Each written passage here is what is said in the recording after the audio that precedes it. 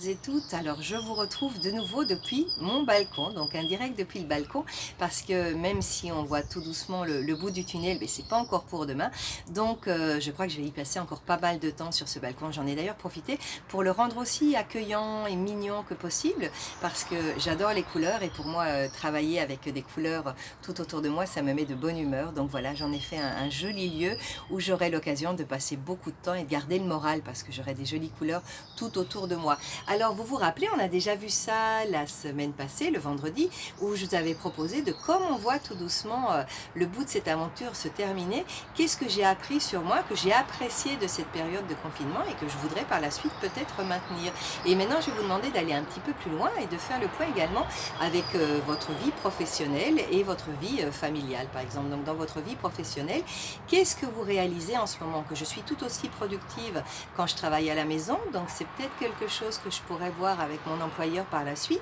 parce que si je travaille depuis la maison, moi finalement ça m'arrange parce que j'ai moins de temps dans les transports,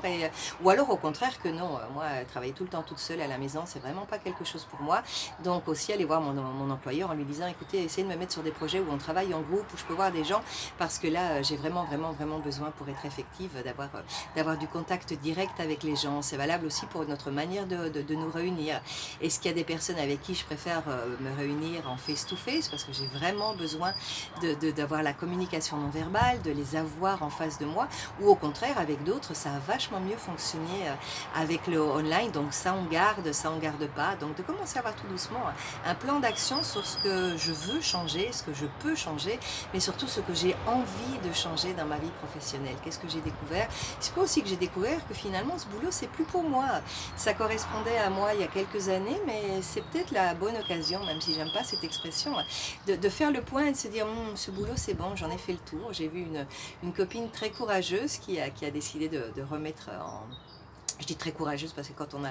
moi qui suis indépendante depuis quelques mois, quand on a mis des mois et des années à monter sa petite boîte, il faut être courageux pour dire ben voilà c'est fini. Mais bon voilà, elle a découvert pendant cette période que c'était plus pour elle, ça correspondait à une personne qu'elle a été, qu'elle n'était plus, et que bon voilà, c'est fini pour elle l'aventure indépendante. Donc voilà, faire le point un petit peu, ou se dire au contraire, ouais, je réalise que travailler de la maison, moi ça me correspond, donc peut-être que je suis plutôt faite pour être travailleuse indépendante. Donc faire le point. Et même chose avec sa situation familiale, de voir un petit peu,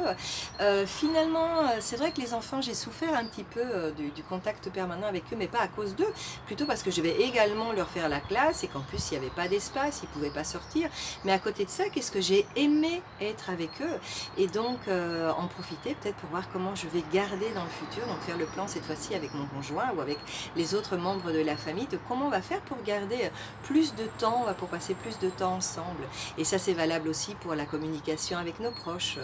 Pour certains d'entre nous, on découvre des gens de notre famille avec une toute autre facette, et on se dit bon, c'est peut-être l'occasion de maintenir par la suite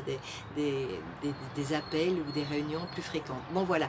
pour faire bref, c'est peut-être l'occasion pour quelqu'un qui n'aime pas l'expression, je l'aurais utilisé beaucoup cette fois-ci, de faire un peu le point sur notre vie professionnelle, de voir ce qu'on aime, ce qu'on n'aime pas, ce qu'on garde pas, quelle est notre marge de manœuvre, qu'est-ce qu'on est prêt à changer, qu'est-ce qu'on veut à tout prix changer, et de se préparer tout doucement pour à la fin de l'aventure, parce que j'appelle ça une aventure, mettre les choses au point et transformer ce qui doit l'être, et ça c'est valable aussi pour notre vie familiale. Voilà, je vous souhaite une merveilleuse journée. Aujourd'hui lundi, c'est notre 21e jour, donc comme vous le savez, c'est pas mal pour modifier une habitude légère, on dira. Là c'est pas vraiment une habitude légère, parce que bon, c'est maintenir le sourire dans des situations difficiles, c'est peut-être pas si évident, donc on continue, on garde le moral, on essaie de sourire le maximum de fois que l'on peut, parce que finalement il y a beaucoup de choses très belles autour de nous, et si on garde le sourire, on garde le moral, et si on garde le moral, on a plus d'endorphines, on a une meilleure immunité, on a un meilleur appui pour nos proches. Bon bref, il n'y a que du positif. Excellent début de semaine à vous, on se voit dans quelques jours.